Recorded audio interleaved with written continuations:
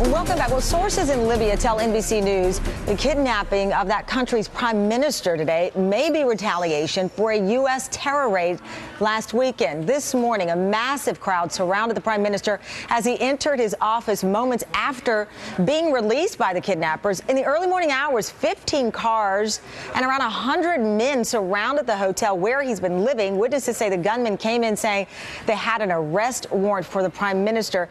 NBC's Ayman Mohideen joins us live with more. And Ayman, obviously this is intriguing for many reasons, but particularly because this is seen as perhaps retaliation for this U.S.-led terror raid. Yeah, absolutely. In fact, the prime minister is coming under a lot of criticism, allegations of corruption and fraud in his government. But what really tipped the scales in the eyes of some Libyans was the fact that last week, or when this raid took place, the Libyan government did not come out and condemn it forcefully. There was some speculation that, in fact, the Libyan government may have known about the U.S. raid, may have agreed to it beforehand.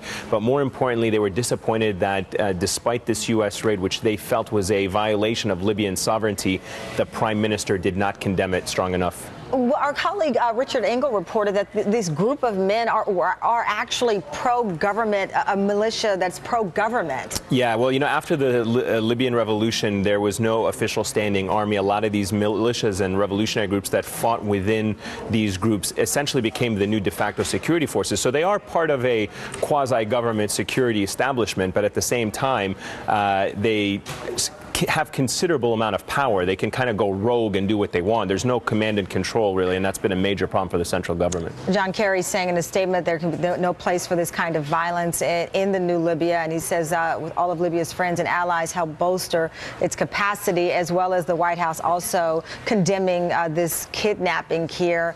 As we talk so much about Syria, we talk about Somalia lately. Many people have in some ways put Libya on the back burner, and it's still very volatile. Extremely volatile. There's no central government that has control of this territory. It's a large transient point for arms going into Egypt, which is also making it a very dangerous area.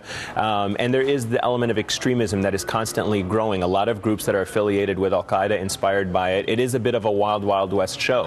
And the fact that the government does not have a strong security establishment to try to rein in all these groups just makes it a very ripe situation for a lot of instability. All right, Ayman Mohideen, thank you very much, Ayman. It's good to have you in studio with us. Thank you. Thank you.